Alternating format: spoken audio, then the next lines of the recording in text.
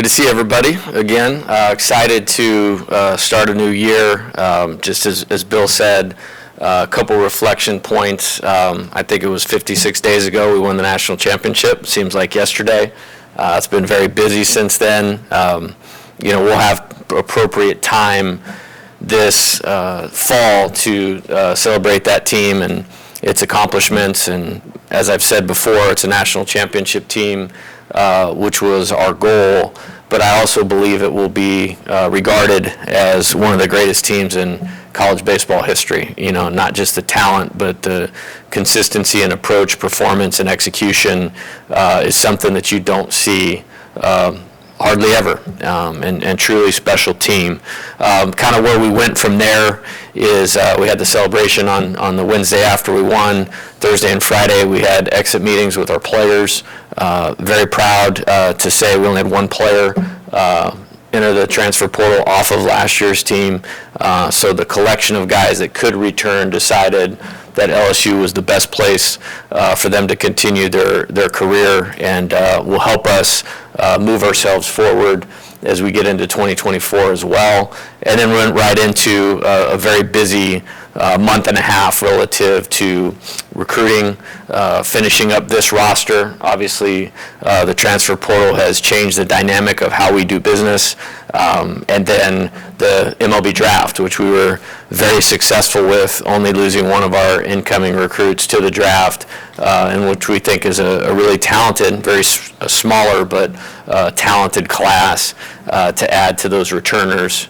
To get us off on a good note. And then the last couple days or week has been about reassembling a new coaching staff. Again, for the third year in a row, I think it's a sign of success that people want to get our people as part of their organization. Of the full-time assistants, the four that we've had here, three of them have become Power 5 head coaches within 1 year of being at LSU. I think that speaks to how people view LSU in terms of college baseball, and then the quality or the operation of our program right now, and I'm really excited. And as those guys get opportunities, the way I view it is it allows us opportunities to even further improve what we're doing here, and I believe we were able to do that, in bringing in Coach Yeski and Coach Rooney. So we've needed time and are still in the midst of getting ourselves fully organized to press forward and put forth the effort that it takes to be the program that we want to be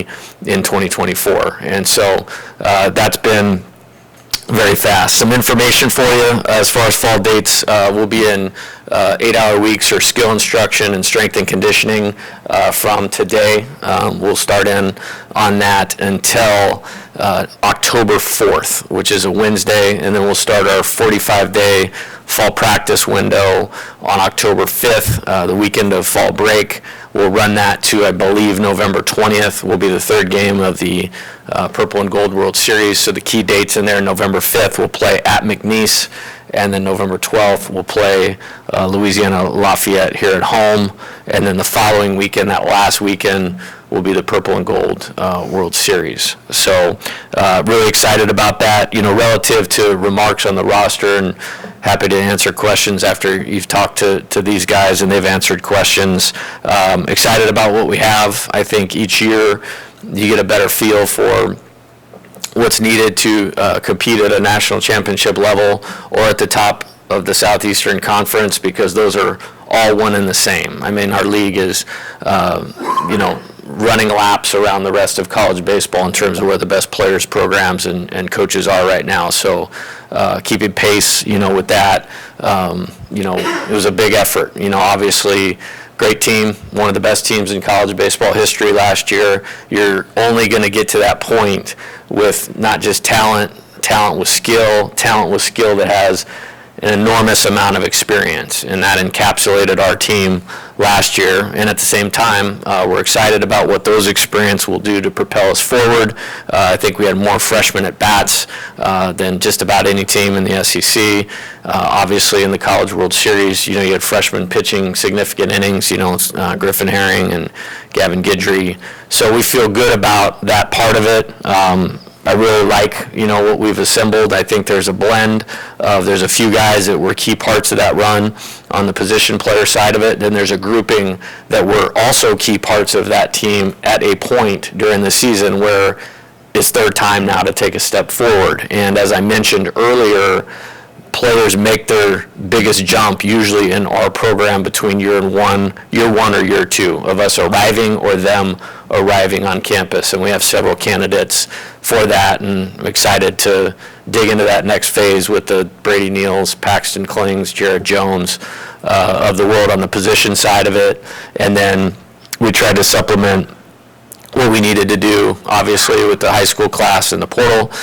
We did not go crazy in terms of numbers of players that we signed in the high school class. I think we hit on 3 areas of need, bringing in, 3 really good high school left-handed pitchers in terms of Cameron Johnson, Jake Brown, and Cade Anderson. Speaking about those guys a little bit, it was a big surprise, in terms of talent and actually showing up on a college campus with Cam Johnson. Right prior to the draft, it's 100 miles an hour at the combine and in the strike zone, with the breaking ball.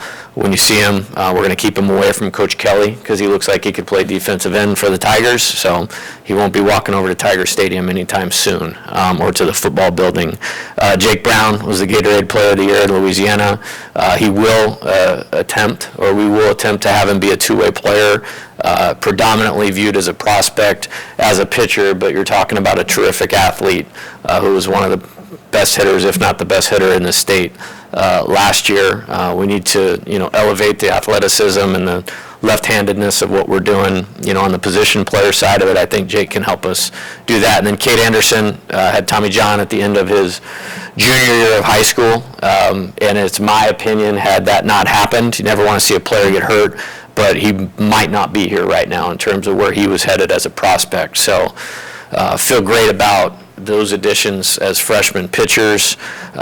In the infield, obviously, with Jordan and Gavin moving on to professional baseball, we've got 3 high school shortstops that we really like that we signed. Stephen Milam from New Mexico, switch hitter, can play short, can play second.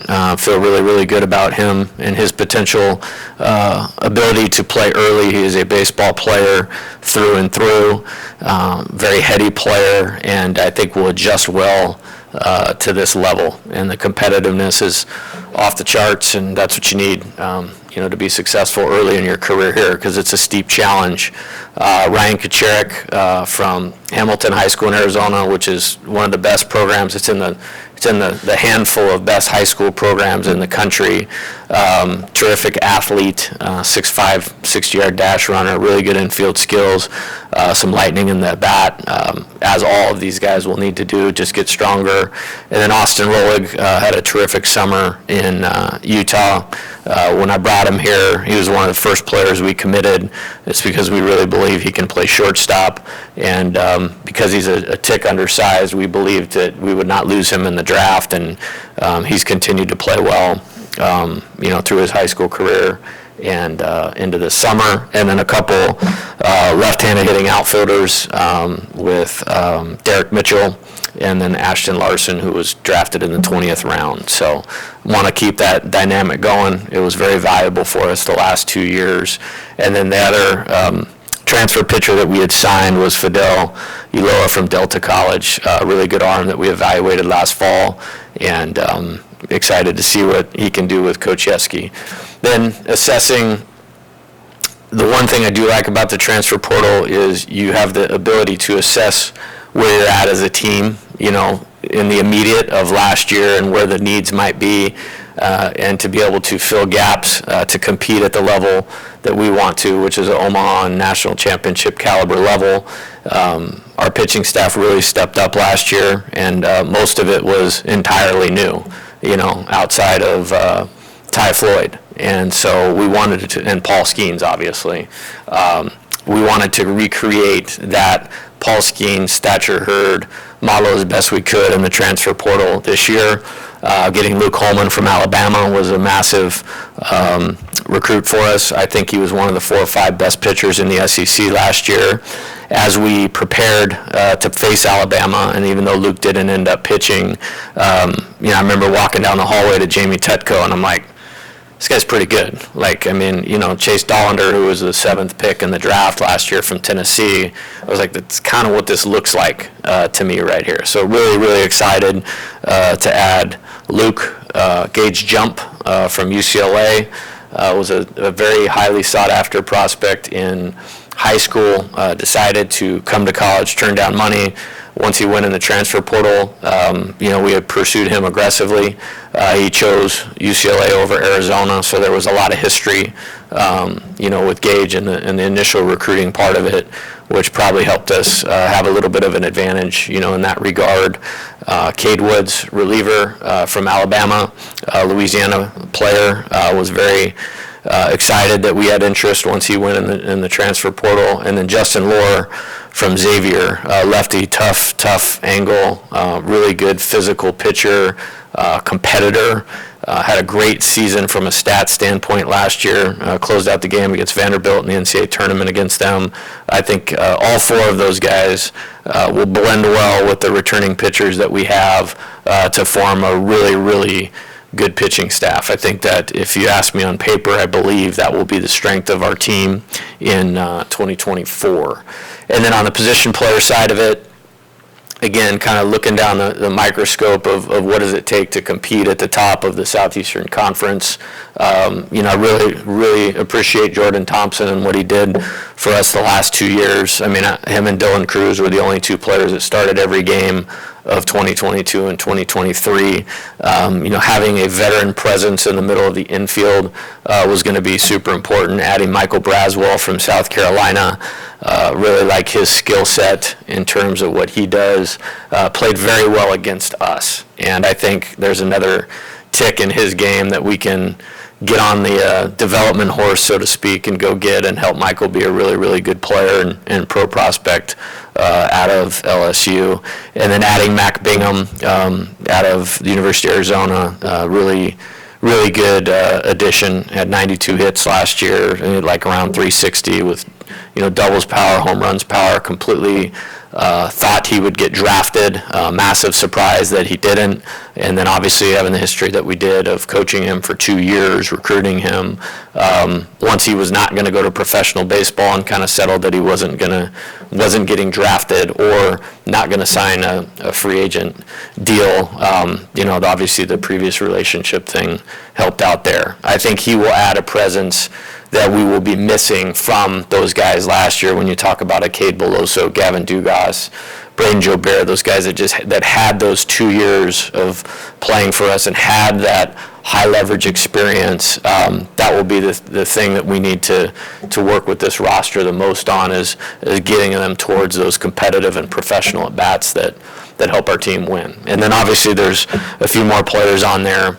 Certainly don't want to leave anybody out in this that we feel like will give us some quality depth, and really looking forward to developing the pieces right now. Nobody is a starter at this point in time. There's no bullpens. There's not a position on the field that we go like, hey, that's done, that's locked up, that's where that player is going to be. So excited about this roster, excited to get to work with them and reinvest in 2 things. And number one is I think it'll be important, and we'll talk way more about this as we get closer to the spring, but you want to emulate some of those positive qualities that have been built as a foundation over the last couple years here in terms of how we roll, so to speak. And then there's an element of moving on and kind of forgetting 2023. We'll celebrate that at the appropriate times, and then it'll all be about this team. It's their time now to step to the forefront, and really excited to get to work with that. So I'll be back in a little bit. Jay, you only lost 1 player to the MLB draft this year. What do you attribute that to? Is that just kind of luck or the shortened draft, or, if you could elaborate on that? I think it's a few things. I think the contraction of the draft down to 20 rounds changes things a lot.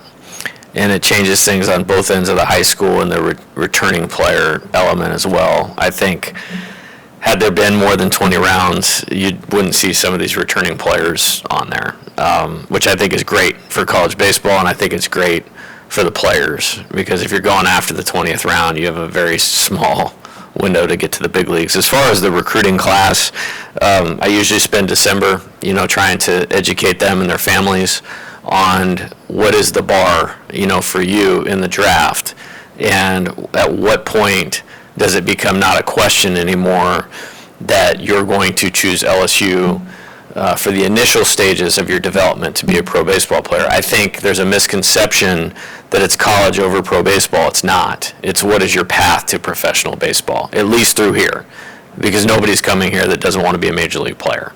So I think maybe some education, maybe some luck involved in that as well, which, it's good to have that sometimes. And I think we just got a good group that values this experience. And if you turn on the TV, 10 days in Omaha, 8 games, the super regional deal here, that was impressive. Like, when you say bye to that and you bypass that, that never comes around again. Never comes around again. But you can do all of that and not change anything relative to your pro experience. And I think as time is going along, more families are educated, understand the value of education, understand the value of this experience. So I think it was a little bit of all of that. Yeah, Jay, right here. What was your, conversations with Hayden about him coming back? Him trying to decide to come back, or just bring him back, and the importance of having him back? Yeah, it was important. I think I'm very big on trying to be very honest with players about what is best for them, and sometimes it's their time to go. Obviously those guys at the very top of the draft, no question, it was their time to go. I would have loved to have had Grant Taylor come back, but if they're going to give him $1.7 million when he didn't even have to throw a pitch during the season last year, it's a pretty good deal for him. You have to look at things for each player.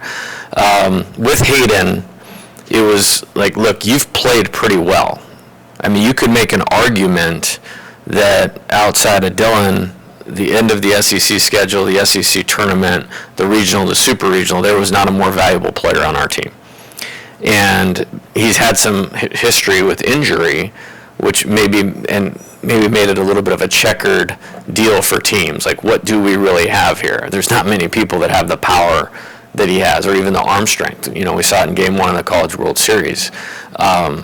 So I worked hard on him. If you go early, meaning the top 5 rounds, you should go. And I believe that's what type of player that he was. If it gets past that, we need to talk about what this looks like. And he was great. And just as of a couple weeks ago, he sent me some video of him swinging the bat and said, I'm so fired up about how this turned out. And that's the way you want it. You want him to be excited and look at this as an opportunity. So really wasn't hard. I think he feels like his best baseball at LSU is still in him. Like what we saw maybe over that 6-week period, I think he'd like to put together a full season like that because he hasn't really had the opportunity to do that. Jay, I know you were talking about some of the guys that, are here as like surprises, talking about the high school kids. Obviously where they got drafted was a huge part of that, but how many of those dudes were on the fence up until the national championship, and that national title was kind of that last nudge that got them here? The longer I do this, I think you can't undervalue the family's approach to how they value college and education. I was incredibly surprised, I'll use Cameron Johnson as an example. I was incredibly surprised because of what I had seen relative to the talent. You go back last summer, whether it was Perfect Game National or the PDP or the All-American game or pitching for Team USA or what he was doing initially in the spring at IMG Academy. But the one thing I overlooked a little bit is, the multiple times that he and his family came down here, they really wanted him to go to college and they really wanted to come to LSU and play for us and believed that that was going to be important. And I was a little bit dismissive of it only because of how I viewed the talent.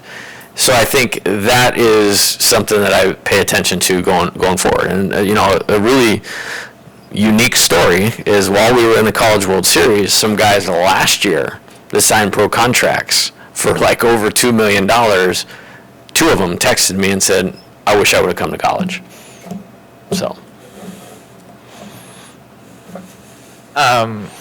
Coach, with Caleb Appleby, is there any sort of update on him? I know he missed all of last season. Yeah, he looks healthy to throw. His body is in good shape. Coach Yeski is going to start meeting with the pitchers today, and then we're going to start their throwing program. It's August 21st today. The first inter-squad game will be October 5th. So they have plenty of time to ramp up and get in shape, which we do that on purpose. I like doing the later fall because it gives the pitchers this time to get themselves ready, and then we get a more accurate representation of where they're at. And it'll be important for him, to get on it, use this time well, and then be ready to go in the fall. Jay, over here. With the addition of these two coaches, specifically your history with Nate and Terry's experience in the game and various stops, does it open up an opportunity for you to maybe do something else, do something less? Was that part of the thought process on getting these two? I don't know if do something less. I don't know if that's in the DNA, but the familiarity, big deal. I'm really proud of our staffs that we've had here just in 2 years. You're talking about great coaches, with great families that made great contributions to what we were doing. I love those guys. They've become some of my best friends in the world, and it's great that they got to move ahead. And that's part of what we do here. However, this program being in a position for long-term success is the most important thing to me. And I think just a word or a thought that came to my head was stability, and maybe understanding what we could get out of both of their skill sets. I think they're two of the best pitching coaches in college baseball. Coach Yeski is going to be the pitching coach. I think understanding how the dynamic would work in the dugout, our communication, together relative to when you're in those battles, evaluating this pitching staff as it was coming together and maybe foreseeing some of the pieces that we may have. By the time we got to the first day of school, I thought he was a great coach for this pitching staff also. And his skills and what I view him as the best at will match very well with them and put them in position for success. And then with Terry, I've literally tried to hire him for 4 out of the last 5 years. And it was a really close decision, when I brought Dan here initially, between Dan, Josh, and Terry, that was the pool. And then, last year with Josh, and basically the only reason the decision was made was because they were on the position player side of the ball. And that first year I wanted to get off to a good start. And I knew Coach Fitzgerald's one of the best coaches in the country, in my opinion. And that's what we needed at that time for the program. And he deserves a lot of credit for some of the guys that we brought in that helped us just win that national championship.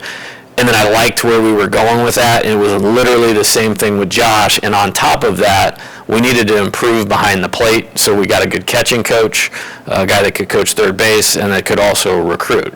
But Terry, and those, that interview process was so impressive to me. And as he mentioned too, we'd competed against each other, 4 players and on the field. It's okay, eventually getting this guy a part of what we're doing. And as the deal started to matriculate with Wes, and maybe shifting the vision and looking at, other SEC programs had passed us up in terms of staffing. We were behind, no question about that. And so presenting that, we were able to, add the position, utilize a skill set, which I think he's as good as anybody in the country, and on the field. One of my favorite parts of this so far is players are in the office and seeing him talk to them. He's going to provide tremendous value. And what I've tried to do with all of these positions here is get somebody that they're overqualified for the position. And I know that sounds strange because it's LSU. I believe we have 4 or 5 coaches in the building that could be head coaches at a Power 5 school right now. And I think both these guys fit into that category. I know that Gavin Guidry played shortstop this summer. What are your thoughts on how to approach him this coming season? Is he going to be a two-way player, or has that conversation been had? Well, he did not play summer ball. He wasn't ready to do it physically after what he'd contributed on the mound, and basically to get that contribution on the mound for last year, and we really needed it with the injuries that we had. He had to shut down everything he was doing on the position player side. So there were no more ground balls. There was no more swinging the bat. We needed everything out of in the tank of that body. So the initial phase of it was to recover, then it was to rebuild so he will be able to withstand the challenges or the grind, if you will, of being a two-way player. And then now it'll be a collaborative effort of putting that together. I do want to give him a chance to be an infielder. That's what we recruited him with the design to do. And the opportunity last year wasn't quite there relative to his readiness and what we had with a few older players on the roster, but I saw some things in the fall that I liked, that he could make a positive contribution there. With that being said, this is one of the best relief pitchers in college baseball, and we're not moving off of that now at this point in time. So as Coach Yeski spoke at, we're going to have a really good plan about how we manage all that. You won't see him probably throw competitively in the fall a ton because we feel like it's unnecessary. You will see him conditioning his body and his arm and those types of things as a pitcher. Hey, Coach, right here. What does year 2 of development look like for Thatcher Hurd on the mound? Just what you expect could be a really big year for him next year? Yeah. I think if you remove 2 outings last year and then you stack up his statistics, he was an All-American last year. I mean, if you look at it, I think 10 of the last 11 outings were, exactly what we needed out of him, including, winning the national championship game, getting the win in that 11-inning game against Wake Forest, throwing 3 shutout innings, threw 3 good innings in the game against Wake Forest that we lost. It was spectacular against Oregon State in the regional. That's one of the best pitching performances I've ever seen in my entire life. SEC tournament, great outing against South Carolina, huge outing against Georgia. So I feel like it's more of a patterning of how we finished the season last year with him. I mean, the pitchability's there as a true out pitch, obviously. I think the strike zone pressure was phenomenal at those times. I think he made great strides, as a competitor. And what I mean by that is that's his best quality. But I think we had to work on, as I phrased it to him, take his best quality and always make it work for him as opposed to work against him. And I think he made great strides there. I think he is super motivated. He's put on about 10 or 12 pounds physically. He moved back here, quickly. Only spent a couple weeks really in California, if maybe even 10 days, and got back here, got to work, and is on it in the way that he needs to be. So I think all he needs to be is himself. Don't go on stealing one of Coach's lines. All you can do is all you can do, and if you're at LSU, all you can do is enough. And that's certainly the case for Thatcher.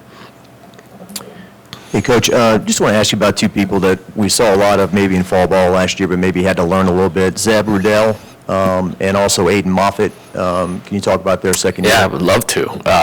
Both had very productive summers. With Zeb, he went to the Cal Ripken League, the Bethesda Big Train. They won the championship. They won the championship, and like 10 seconds later, his coach texted me, asked me if he could have Zeb back again. And what we did is, with the depth in the outfield last year, we had to make some decisions of, was this going to be worthwhile for him? So we decided to redshirt him from the outset. Got in the weight room, he added about 20 pounds, worked incredibly hard, and then went out and got his at-bats in the summertime. The talent is there, and this continually will come up throughout the fall. It's one thing to have talent, it's another thing to have usable skill to help LSU win today. So Zeb needs to close the gap on that. Now you have a worker, and you have an attitude that's willing to do those things. He's one of the players I'm very excited to see about maybe where we're at as we get into fall practice, and maybe somebody that people aren't thinking about or talking about that could make a big contribution. And that's what last year was designed to do, to put him in position to help him to do that as we move into this year. As far as Aiden, his team played all the way till last Wednesday. Like Ethan Fry, Mick Paul, and Aiden were playing in the Northwoods League semifinal game last Wednesday. And ESPN Plus, it was great. I flipped it on TV, and there they are. And got a chance to watch that, and had a really good summer. I think had a bunch of strikeouts. I think there's pieces of just getting game experience that if we can continue to get that here in the fall, leading into the season, get him touching the mound a lot. I mean, you're just talking about some uncoachable traits. I mean, the fastball can get up there. It was up to 99 last year in the fall. I think the strikes are much better. The quality of pitches, even on the misses, are much better. Makes it a lot more usable. And I think, I mentioned in hiring Coach Yeski, Aiden was a guy I had in mind. Like, they click, you get to another level, and you have somebody that you go like, wait a minute, why weren't you using this guy in Omaha last year? Coach, Stephen Milam, if I'm pronouncing Milam correctly, LSU has had pretty good track records with infielders from New Mexico. Is he a guy that's maybe not talked about amongst, the incoming class, but maybe is going to produce a little bit, or just how do you evaluate him coming in? I evaluate him highly, and to be fair, I think, when I thought about the most important pieces of getting to school, I had two players in my mind. He was one of the two players that I really believed that we needed to show up here. He's a terrific hitter. He has a lot of strength and bat speed and power in a smaller frame. He has a competitive nature that if you're going to have any chance of making a immediate contribution, you have to have here. Has that. He can really defend. We'll give him opportunities at both shortstop and second base. I felt like he was going to be a super important player. I mentioned, those draft meetings in December. I flew out there to Las Cruces, New Mexico, and met with him and his family. And to their credit, they stuck to their guns. There's a scout I really respect, R.J. Harrison, Tampa Bay Rays, has done about everything for them, and they evaluate better than anybody. I mean, they took Trey and Garrett Edwards, so there you go, as an example of, and he's like, hey man, we got the little man through the draft. Just saw him at the event with Terry. He's like, you're going to be really happy about that. And then you mentioned, Mac Bingham as well. I walked over to Terry and he's like, man, you're in a good mood all of a sudden. I was like, well, somebody I respect more than anybody else, in terms of evaluating players, said this guy's a guy, so I'm excited about that.